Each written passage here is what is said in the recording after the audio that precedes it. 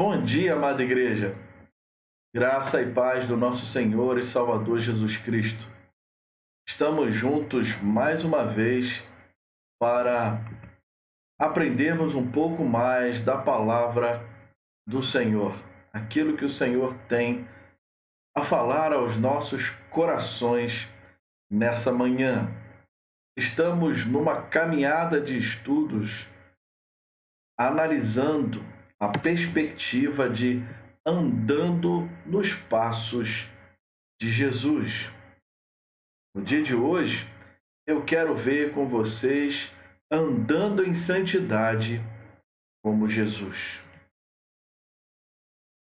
Andar em santidade, assim como Jesus andou. O que nós vimos até agora? Nós vimos por que devemos andar nos passos de Jesus. Nós vimos a necessidade de andarmos em humildade como Jesus andou. Nós vimos também a questão de vivendo com uma missão, assim como Jesus. E no nosso último encontro, nós vimos vivendo as fragilidades da vida como Jesus.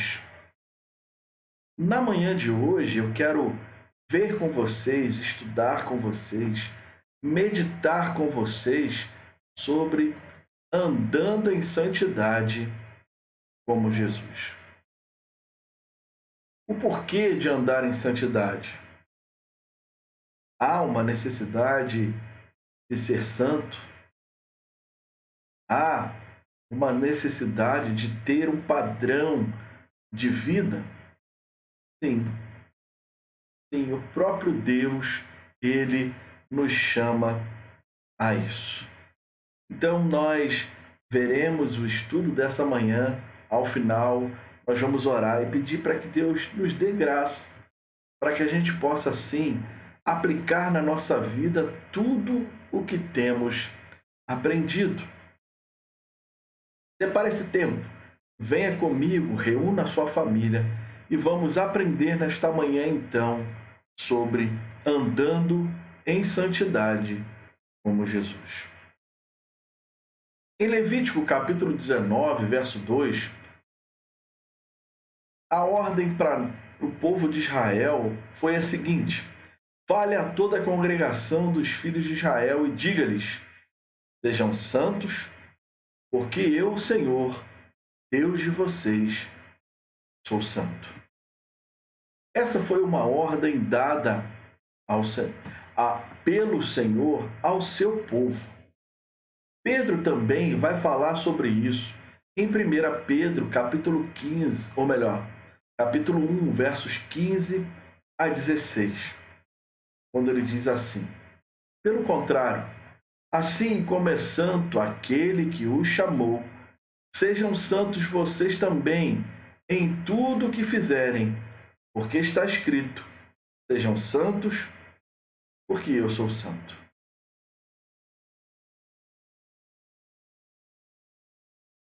Mas qual o significado? Qual o sentido? Santo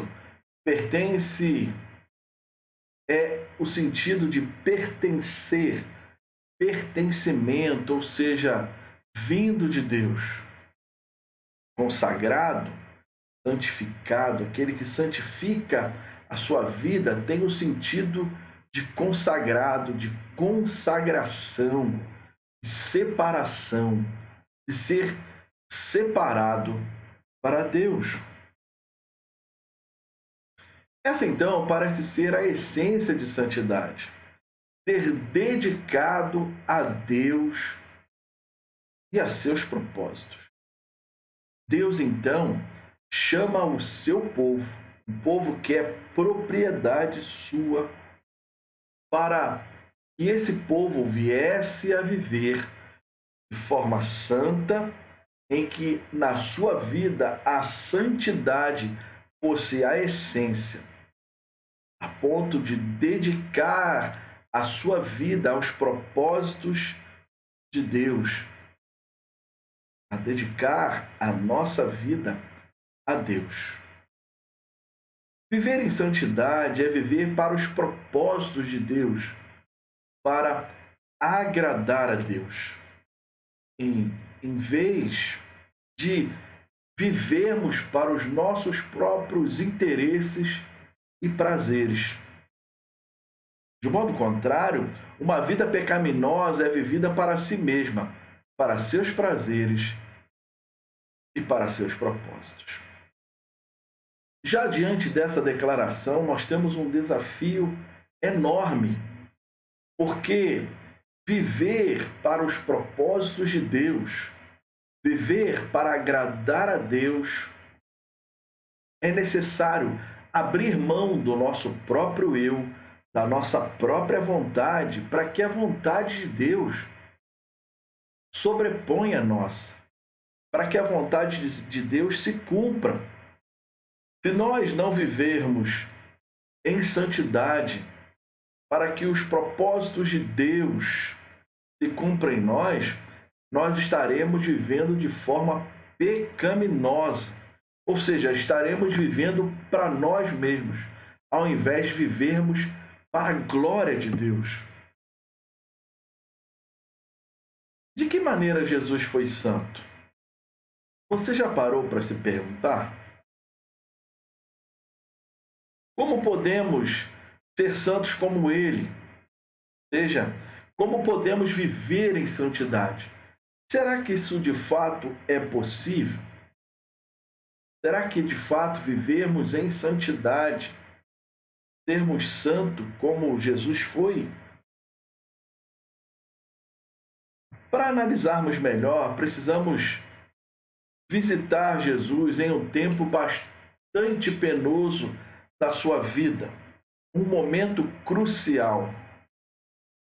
Quero ver com vocês a sua dedicação a seu Pai Celestial sendo testada, experimentada e provada em santidade. Para entendermos isso, há então um cenário. E qual cenário? Que cenário é esse? O ministério de Jesus ainda se achava no início. Logo depois dele ter sido batizado por João no Rio de Jordão, ali Jesus se posiciona junto a homens caídos, a homens pecadores, ainda que ele mesmo não tivesse pecado. Identificava-se então com outros seres humanos, mostrando-se ser o Deus homem, mostrando-se, apresentando-se como Deus homem. Às margens do Rio Jordão, Jesus experimenta a maravilhosa aprovação de seu Pai Celestial numa declaração que Lucas registra para nós. Em Lucas capítulo 3, verso 22, nos diz o seguinte: o Espírito desceu sobre ele em forma corpórea, como pomba. E do céu veio uma voz que dizia: Tu és o meu filho amado, em ti me agrado. Em outras versões, em ti me comprazo, em ti tenho prazer, eu me agrado na sua vida. Jesus experimenta também ali naquela situação o poder capacitador do Espírito Santo que descera sobre ele de forma visível. Que momento marcante em que o Pai, o Filho e o Espírito estão reunidos.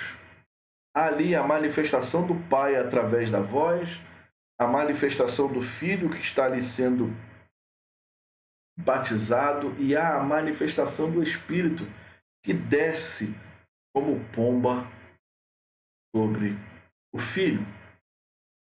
Que momento confortante e reanimador deve ter sido aquele para o carpinteiro da Galileia aos 30 anos de idade. Nós vamos perceber que após aquele momento, depois daquela momentânea experiência, Jesus foi conduzido pelo Espírito Santo ao deserto árido e isolado da Judéia. Jesus então é conduzido pelo Espírito ao deserto. O que ele faria num lugar como aquele? O deserto estava a uma grande distância do paraíso, do qual o primeiro Adão desfrutou do jardim do Éden. Precisamos conhecer um pouco aquele terreno, aquela situação. O deserto da Judéia era íngreme, rochoso, quente e árido. Jesus fora a esses momentos áridos por ordem divina. O Espírito o conduziu até lá. Havia então um propósito específico pelo qual o Espírito Santo havia conduzido Jesus até ali. E o propósito era ele ficar frente a frente com o nosso inimigo. Ele ficar frente a frente com Satanás. O Filho divinamente conduzido ao deserto, a fim de que sua lealdade ao Pai fosse testada e aprovada. Jesus então passa ali aquele período. Ele jejua por 40 dias. Ele permanece sozinho diante de seu Pai, sem ao menos um bocado de comida para distraí-lo.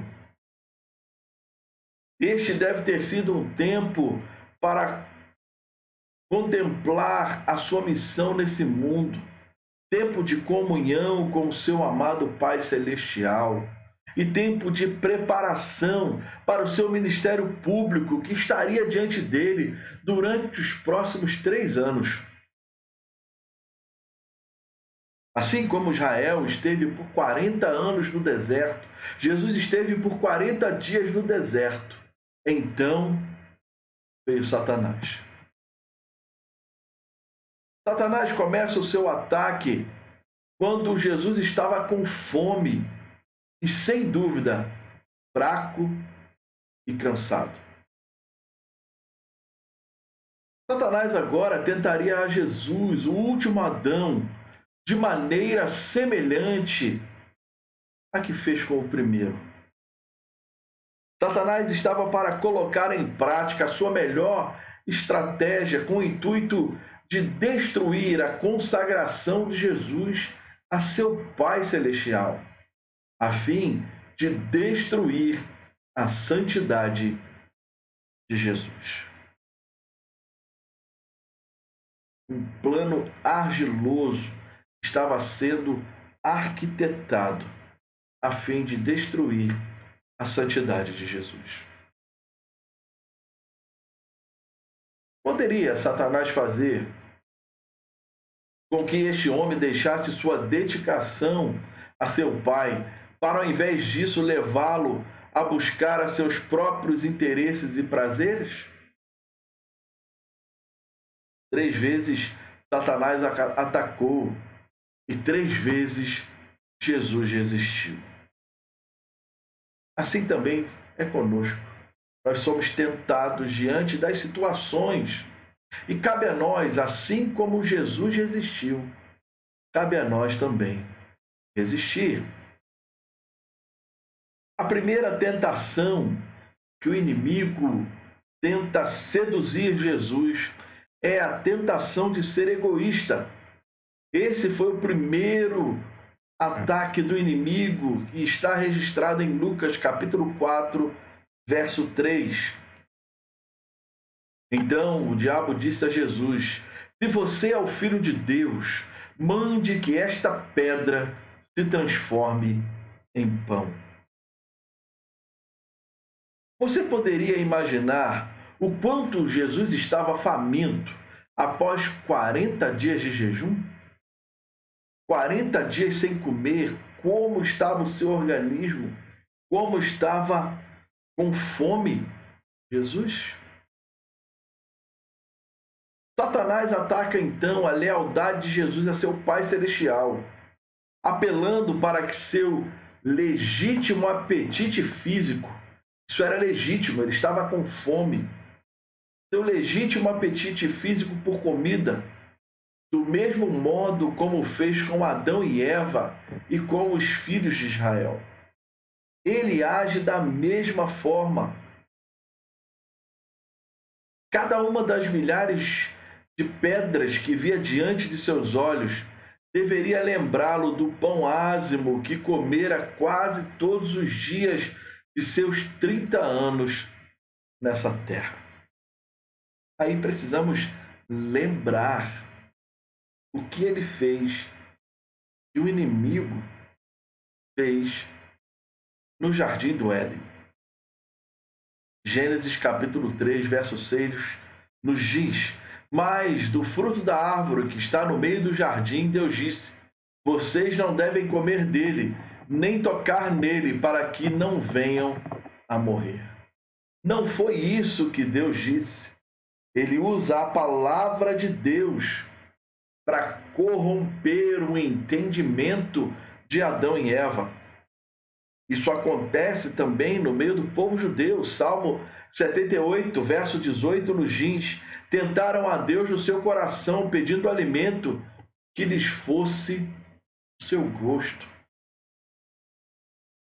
Assim, Satanás distorceu sua sedução, tentando fazer com que satisfizesse seu legítimo desejo por comida de um modo ilegítimo.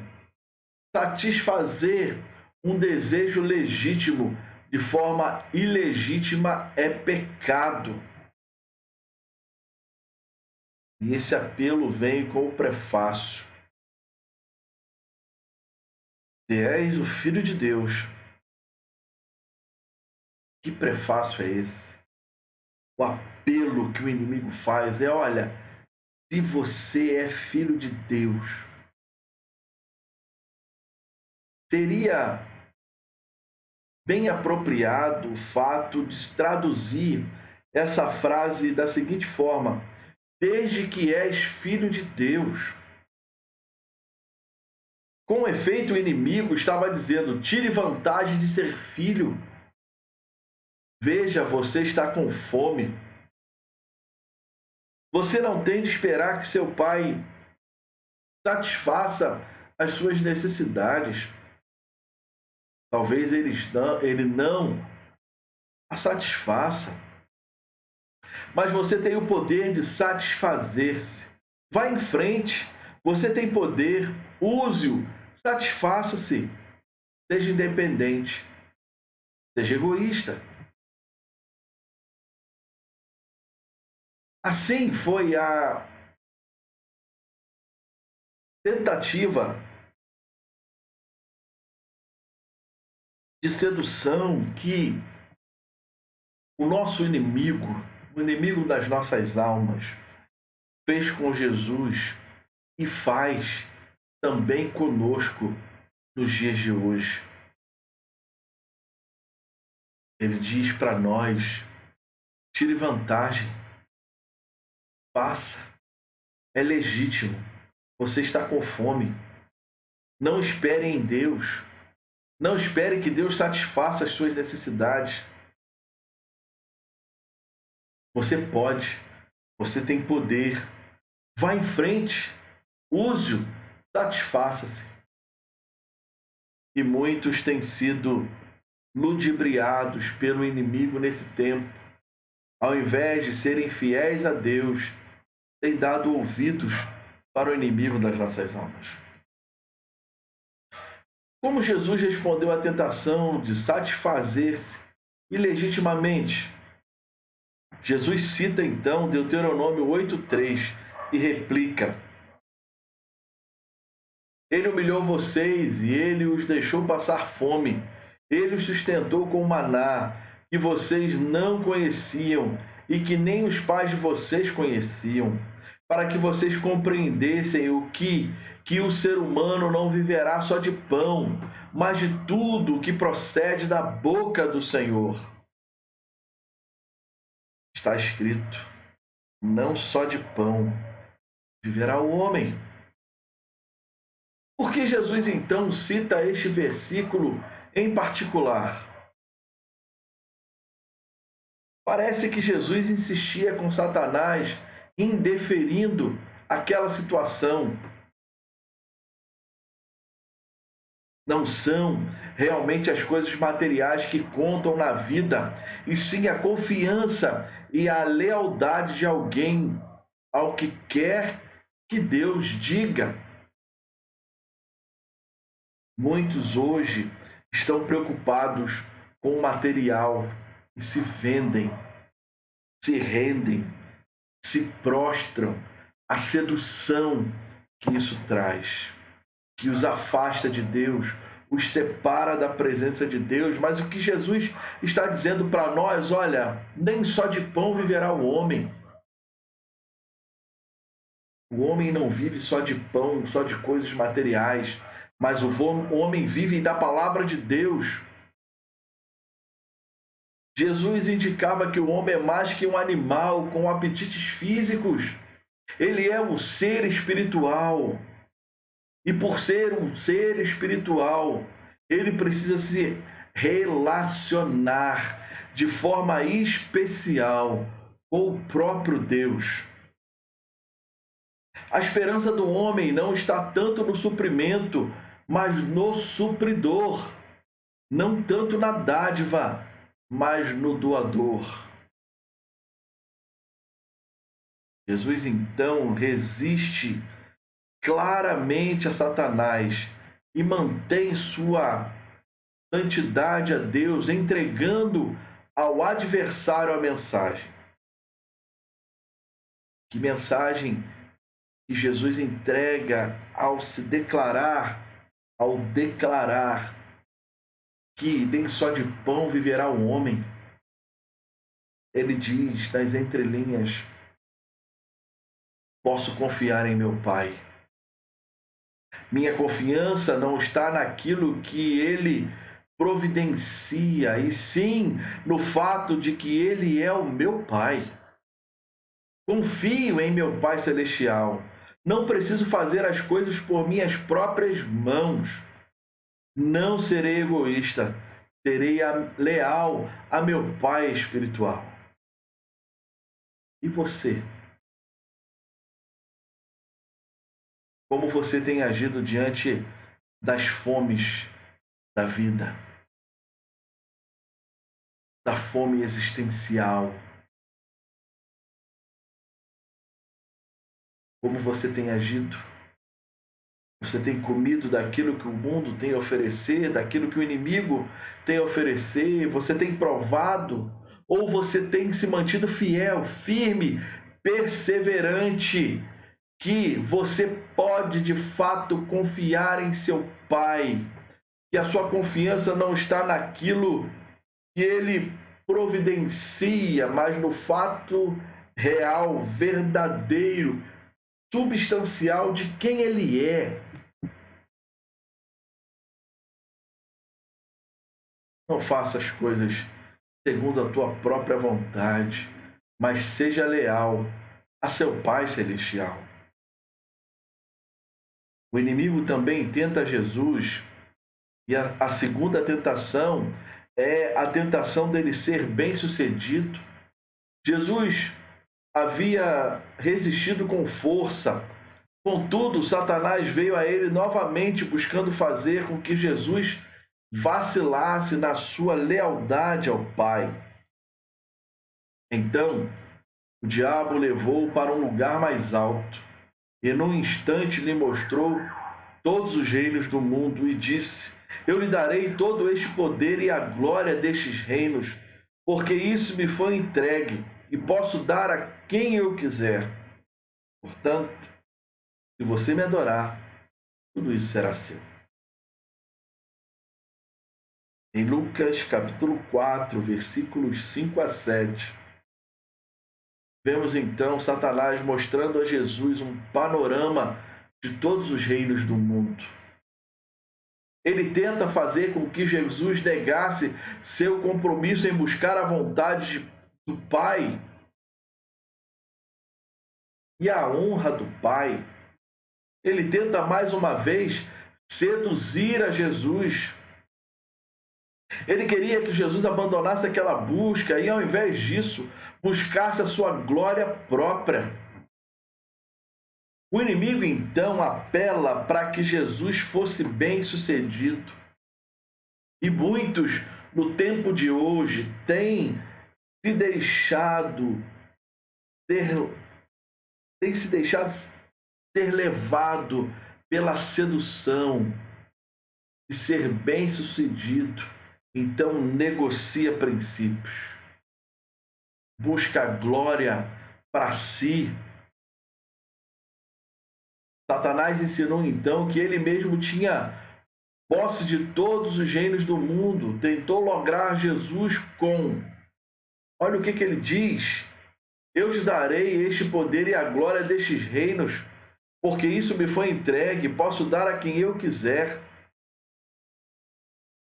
Que usurpador é ele? De acordo com o Salmo 2, todas as nações foram prometidas ao Messias. Olha o que diz Salmo capítulo 2. Porque se enfurecem as nações e os povos imaginam coisas vãs? Os reis da terra se levantam e as autoridades conspiram contra o Senhor e contra o seu ungido, dizendo: vamos romper os seus laços e sacudir de nós as suas algemas. Aquele que habita nos céus dá risada, o Senhor zomba deles. Na sua ira, seu tempo lhes falará, e no seu furor os deixará apavorados, dizendo: eu constituí o meu rei sobre o meu santo monte Sião. O rei diz: proclamarei o decreto do Senhor. Ele me disse: você é meu filho, hoje eu gerei você. Peça, e eu lhe darei as nações por herança e as extremidades da terra por sua possessão. Com uma vara de ferro você as quebrará e a despedaçará como um vaso de oleiro. Agora, pois, ó reis, sejam prudentes, deixem-se advertir, juízes da terra. Sirvam o Senhor com temor e alegrem-se nele com tremor. Beijem o filho para que não se irrite e não pereçam no caminho, porque em breve se acenderá sua ira. Bem-aventurados todos os que nele se refugiam. Não obstante, o grande enganador procurou seduzir seduzir a Jesus, dizendo em essência: apenas pense, Jesus. Você pode ter todos os reinos sem enfrentar a vergonha e a dor da cruz. Isso não seria ótimo? Você pode ter a coroa sem a cruz. Aí está um atalho. Quantos querendo adquirir coisas até diante de Deus, tentando utilizar atalhos. Mas Jesus sabia muito bem qual era o caminho pelo qual ele tinha que trilhar. Era um caminho de dor, era um caminho de vergonha, era um caminho de cruz, era um caminho que não seria bom para ele, porque ele sofreria, ele sentiria na pele a dor, a angústia. Mas ele faz tudo isso para glorificar o Pai. Ele não estava buscando glória própria. A sua vida era para glorificar o Pai. Com certeza essa oferta foi atraente. Contudo, havia um pequeno detalhe. Havia um preço que Jesus devia pagar se aceitasse a oferta de Satanás. E olha o que Satanás disse: portanto, se você me adorar, tudo isso será seu. Satanás procurava fazer com que Jesus o adorasse, em vez de adorar o Pai Celestial. Que mercenário enganoso Satanás é! Entretanto, note como Jesus respondeu diante dessa proposta. Uma vez mais, Jesus recusou-se a comprometer sua santidade, sua dedicação ao Pai Celestial. Ao invés de adorar o diabo, Jesus o repreendeu, recorrendo a Deuteronômio capítulo 6, verso 13. Diz: temam o Senhor, seu Deus, sirvam a Ele e jurem somente pelo nome dEle. Jesus diz isso de forma mais clara em Lucas capítulo 4, verso 8, quando diz: mas Jesus respondeu, está escrito, adore o Senhor seu Deus e preste culto somente a Ele. O que Jesus então replicou? Ele disse: somente Deus é soberano, somente Ele é digno de nossa adoração e serviço. Não importa o custo, devemos adorar somente a Deus. Muitos têm se deixado ser seduzido por tudo aquilo que o inimigo, o mundo oferece, estão prestando a esses culto que deveria prestar a Deus. Como está a sua vida? Lembre-se, somente Deus é soberano, somente Deus é digno da nossa adoração e serviço. Não importa o custo que você tenha que pagar, seja fiel a Deus. Seja fiel a Deus. Jesus não veio a esta terra para ser bem-sucedido aos olhos do mundo. Ele não veio para ser servido, mas para servir e dar a sua vida por resgate de muitos. Mateus capítulo 20, verso 28. Muitos hoje dentro da casa de Deus querendo ser servidos. Acorde, retorne para a palavra, ouça, veja, siga o exemplo do próprio Jesus, o Rei dos Reis, Senhor dos Senhores, que abre mão da sua realeza, abre mão de ser servido e vem a este mundo como homem para servir e dar a sua vida por resgate de muitos. Jesus não seria maquinado, ou seja, tapeado pela maquinação enganosa de Satanás para fazê-lo bem-sucedido, malogrando, ou seja, fracassando na cruz. Jesus não iria fracassar na cruz para ser bem-sucedido. Jesus estava disposto a manter a sua santidade, sua lealdade ao Pai Celestial. Ele estava disposto a seguir o caminho traçado pelo Pai, não importando quão humilhante e doloroso esse caminho pudesse ser. E você, amado irmão, e você, minha amada irmã, você, amigo e amiga ouvinte, que tem acompanhado aqui os nossos estudos, você está disposto a manter a sua santidade e a sua lealdade ao Pai Celestial? Você está disposto a seguir o caminho traçado pelo Pai, mesmo que esse caminho possa ser um caminho doloroso? O inimigo não para por aí, tenta mais uma vez. E a tentação agora é para que Jesus seja alguém espetacular. Mal sabia ele que Jesus é espetacular porque ele é Jesus, o Filho do Deus vivo. Mais uma vez, então, o inimigo ataca Jesus. Jesus havia ficado firme, permanecido firme em sua lealdade a seu Santo Pai durante as tentações do inimigo, diante de que ele fosse egoísta e bem-sucedido. Sua terceira tentação, Satanás apelou para que ele fosse espetacular. Olha O que ele diz em Lucas capítulo 4, versos 9 a 11? Então o diabo levou Jesus a Jerusalém, colocou-o sobre o pináculo do templo e disse: Se você é o Filho de Deus, joga-se daqui, porque está escrito: aos seus anjos ele dará ordens a seu respeito para que o guardem. E eles o sustentarão nas suas mãos para que você não tropece em alguma pedra. Mais uma vez, como o inimigo foi audacioso em usar a própria palavra de Deus em seu esquema. Ele cita o Salmo 91, versos 11 e 12, que diz: porque aos seus anjos ele dará ordens a seu respeito, para que guardem você em todos os seus caminhos. Eles o sustentarão nas suas mãos, para que você não tropece em alguma pedra.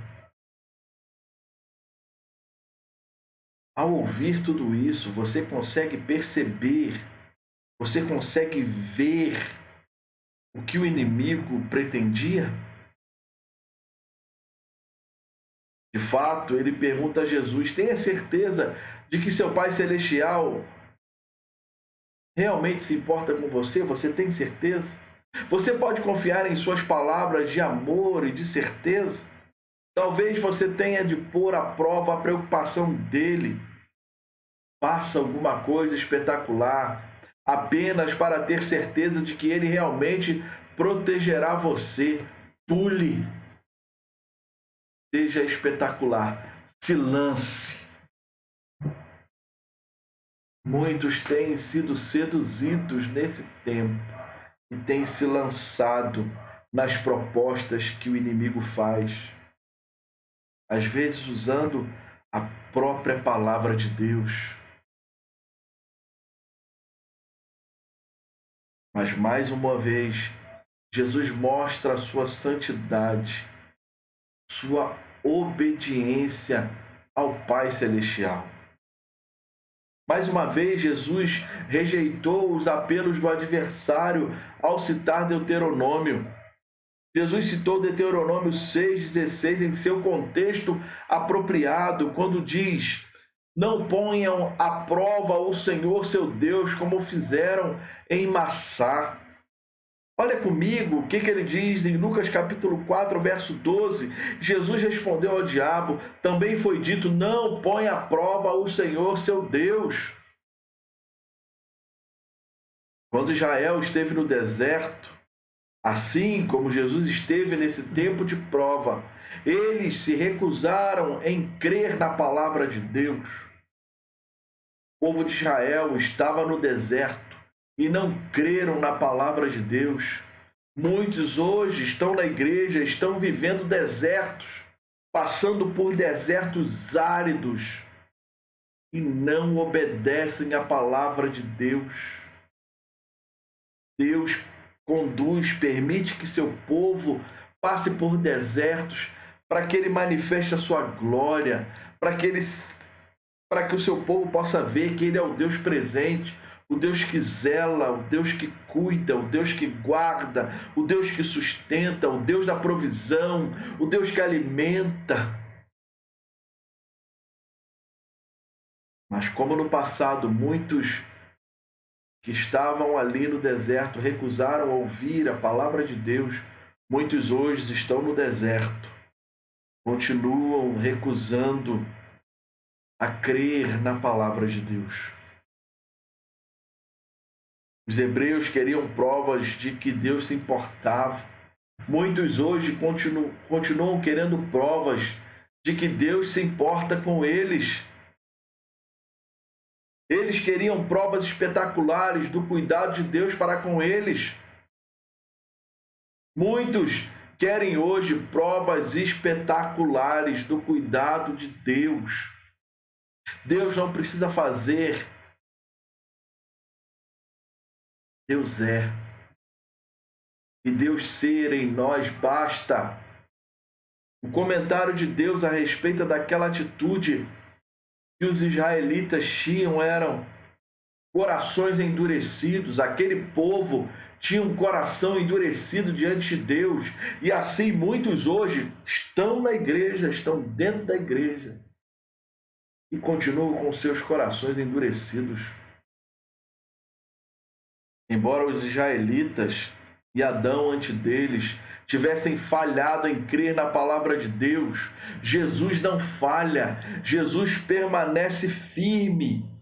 Jesus não falha diante das dificuldades, Jesus não falha diante das necessidades, Jesus não falha diante das provações, Jesus não falha diante das tentações, Jesus permanece firme. Podemos parafrasear a resposta de Jesus a Satanás do seguinte modo: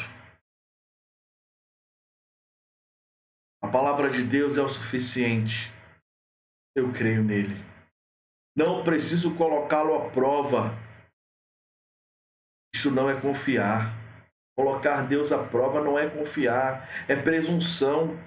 Ordenar que Deus faça alguma coisa além de sua vontade já revelada, a fim de provar seu amor por mim, é um jogo barato. A verdadeira confiança nunca faz uso de truques. A vontade revelada do Pai é suficiente para mim, é suficiente para nós, era suficiente para o povo de Israel naquele tempo, é suficiente para o povo de Deus no tempo de hoje.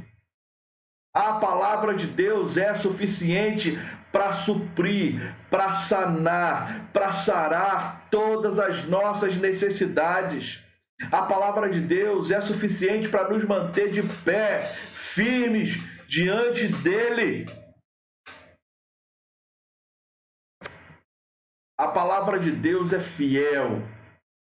A palavra de Deus é suficiente. A palavra de Deus é fiel para você. A palavra de Deus é fiel para que você permaneça firme. Ela é suficiente para você e é suficiente para mim. Por isso Jesus disse: vai embora, Satanás. Você não me arrancará do meu Pai Celestial. Eu confiarei nele e serei leal a ele. Lucas registra no capítulo 4, versículo 13, o seguinte: tendo concluído todas as tentações, o diabo afastou-se de Jesus até o momento oportuno. Ao olhar para tudo aquilo que Jesus passou e diante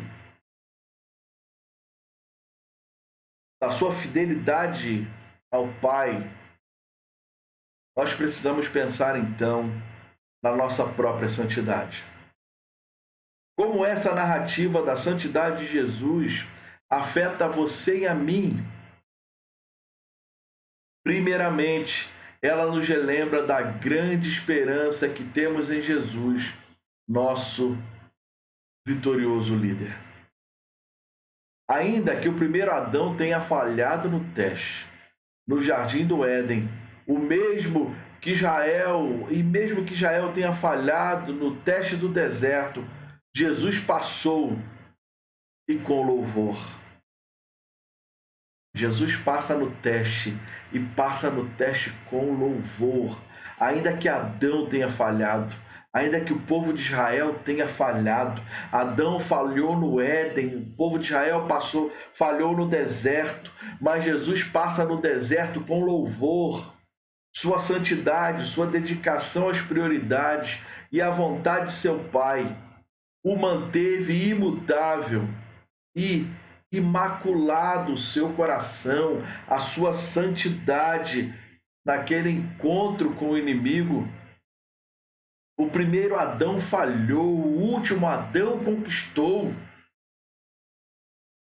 Jesus é aquele que o autor aos Hebreus vai dizer: porque não temos sumo sacerdote que não possa se compadecer das nossas fraquezas. Pelo contrário, ele foi tentado em todas as coisas, à nossa semelhança, mas sem pecado.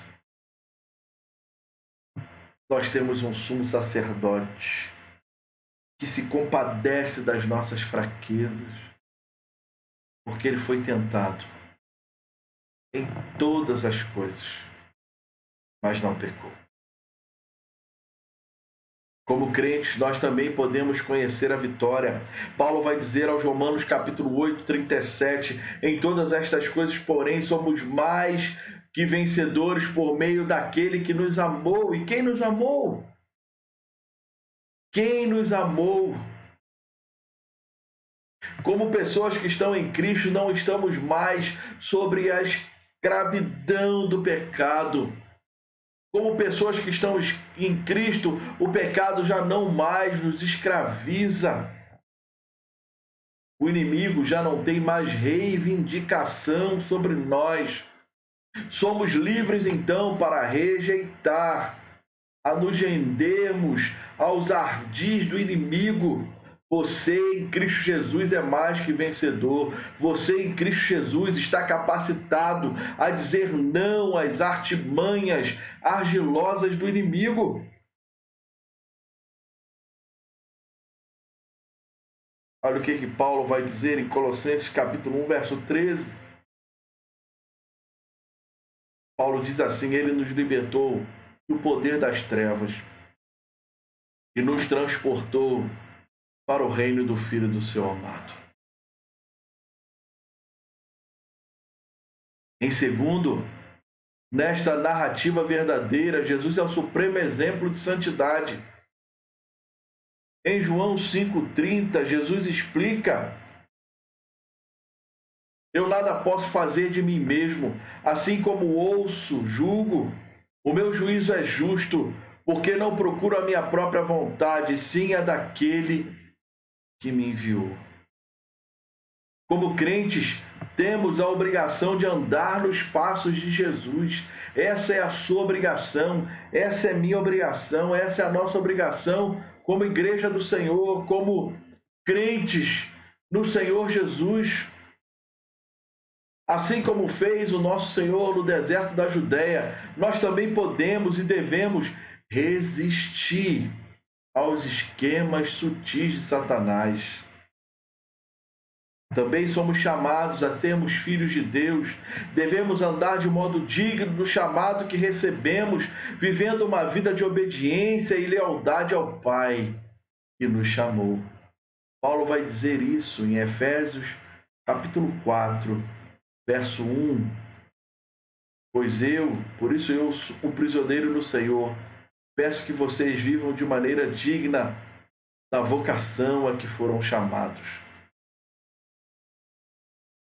Satanás nos tentará, assim como tentou Adão, aos israelitas e a Jesus, a sermos egoístas, bem-sucedidos e espetaculares. Seguindo o exemplo de Jesus, devemos resistir às tramas de Satanás, confiando na palavra de Deus. E aí uma pergunta eu faço: aonde você tem depositado a sua confiança? Eu quero te convidar a depositar a sua confiança na palavra de Deus. Como Jesus, devemos ter uma inabalável lealdade às prioridades, aos propósitos e à vontade do nosso Pai Celestial. Assim como foi para Jesus, nosso deleite deve ser o fazer a vontade do seu Pai, do nosso Pai, o nosso Pai Celestial. Jesus declara em João capítulo 4, 34: a minha comida consiste em fazer a vontade daquele que me enviou e realizar a sua obra. Devemos estar dispostos a usar a palavra de Deus como espada empunhada quando estivermos em batalha com o nosso arqui-inimigo. Espada empunhada, desembainhada, a palavra de Deus no coração. Este chamado para uma vida santa baseia-se no fato de que o próprio Deus é santo. Como Deus é santo, requer que sejamos santos. Muitos cristãos têm o que poderíamos chamar de santidade cultural. Adaptam-se ao caráter e ao padrão de comportamento dos cristãos que os rodeiam. Uma cultura cristã à sua volta é mais ou menos santa. Também esses cristãos são mais ou menos santos. Não, não podemos agir assim. Deus não nos chamou para sermos como aqueles que nos rodeiam. Chamou-nos para sermos como Ele é. Santidade não é senão conformidade com o caráter de Deus, tal como é usada na Escritura. Santidade descreve a majestade de Deus e a sua pureza e perfeição moral. Santidade é um dos seus atributos, isto é, a santidade é uma parte essencial da natureza de Deus. E é isso que ele nos chama a ser, santos, porque ele é santo. Sua santidade é tão necessária como a sua existência, ou tão necessária, por exemplo, como sua sabedoria ou onisciência. Eu e você, nós, precisamente, necessariamente, precisamos ser santos. Colocar a nossa vida diante de Deus, para que o Espírito trabalhe em nós, nos purifique, nos santifique, e a cada dia nós nos apresentemos diante de Deus da maneira que Ele quer, um coração santificado na sua presença. Precisamente como Deus não pode deixar de saber o que está certo, assim Ele não pode deixar de fazer o que está certo. A santidade de Deus é, portanto, perfeita. É a perfeita liberdade de todo mal. Dizemos que uma peça de um vestuário está limpo quando está livre de qualquer mancha. Que o ouro é puro quando foi liberto de toda escória, de toda impureza. Desta maneira, podemos pensar na santidade de Deus como a ausência absoluta de qualquer mal nele. E diante disso, João afirma: a mensagem que dele ouvimos e que anunciamos a vocês é esta: Deus é luz e não há treva nenhuma nele. E não há nele treva nenhuma. Luz e trevas, quando usadas nesse sentido nas Escrituras, têm significado moral.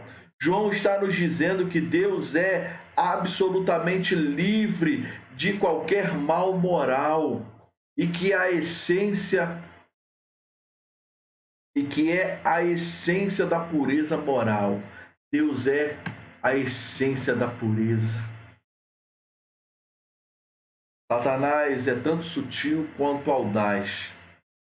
Entretanto, como filhos de Deus, andemos no Espírito, empunhando a espada da palavra de Deus, pois Deus nos chama a todo cristão a uma vida santa. Não há quaisquer exceções a esse chamado. Não se trata de um chamado apenas para pastores, missionários, alguns dedicados à obra, a professores de escola dominical. Cada cristão de cada nação, seja rico ou pobre, culto ou inculto, influente ou totalmente desconhecido, é chamado por Deus a ser santo. Deus te chama à semelhança dele, a ser santo. Em todas as coisas, porém, somos mais que vencedores por meio daquele que nos amou. W.S. Plumer disse o seguinte: nunca teremos uma visão correta do pecado enquanto não o encararmos como praticado contra Deus. Todo pecado é contra Deus nesse sentido. É a sua lei que é transgredida, a sua autoridade que é desprezada, o seu governo que é considerado sem valor nenhum, sem valor algum. Faraó e Balaão, Saul e Judas, todos disseram: eu pequei, mas o filho pródigo que voltou disse: eu pequei contra o céu e perante ti. E Davi afirmou: contra ti, somente pequei. Quero então finalizar hoje com as palavras de Martinho Lutero, que diz: a nossa força nada faz, estamos sim perdidos, mas nosso Deus socorro traz e somos protegidos. Defende-nos, Jesus, o que venceu a cruz. Senhor dos altos céus, e sendo o próprio Deus, triunfa na batalha. Se nos quisessem devorar demônios não contados, não nos podiam assustar, nem somos derrotados. O grande acusador dos servos do Senhor já condenado está, vencido cairá por uma só palavra. Martinho Lutero. Viva em santidade para Deus. Não deixe o seu coração ser seduzido por aquilo que o inimigo te apresenta. Mas guarde a palavra de Deus no coração, medite nela de dia e de noite, e ela fará prosperar os seus caminhos. Assim o Senhor disse para Josué, assim o Senhor diz para nós no dia de hoje. E diante disso eu quero orar com você e orar por você. Pai, estamos nesse dia reunidos ao redor do Teu nome, aprendendo um pouco mais da Tua palavra. Há diante de nós um desafio enorme, diante de todas as seduções que o mundo, que o inimigo nos apresenta. Pai, assim como Jesus permaneceu fiel, melhor dizendo, assim como Jesus permaneceu, ó Pai fiel, no propósito pelo qual o Senhor o havia chamado, de ser santo, faz assim também conosco, a sua igreja, fortalece a nossa vida, fortalece os teus filhos, nos mantém, ó Deus, firmes, perseverantes, diante daquilo que o Senhor nos tem chamado a ser. E o chamado é para nós: sede santos, porque eu sou santo. Gera esse desejo no nosso coração, gera esse desejo, Senhor, no coração do teu povo, que nós possamos ter o mesmo pensamento, e o pensamento é de santificar a nossa vida, Pai, para que a vontade do Senhor se cumpra, para que o nome do Senhor seja glorificado, para que a nosso exemplo, vidas possam ser alcançadas, transformadas pelo testemunho de Jesus em nós. Deus, nessa manhã nós queremos declarar a nossa dependência diante de Ti e te pedir: faz, Senhor Deus, faz a nossa vida, cumpra em nós a Tua vontade. A Tua presença nos basta, a Tua palavra é fiel, poderosa e guia os nossos passos. Assim oramos, agradecidos ao Senhor por mais esse tempo, no nome de Jesus. Amém. Que Deus te abençoe no decorrer desse dia, que Ele continue a falar ao seu coração e que você fique firme e fiel na presença de Deus. Lembre-se, a igreja não é um lugar para frequentar, mas uma família para pertencer. Igreja não é um ponto de chegada, mas sim o ponto de partida. Deus te abençoe, tenha um domingo de paz e até daqui a pouco, onde vamos nos reunir mais uma vez presencialmente para celebrar o Deus da nossa salvação. Fique em paz e que Deus te abençoe.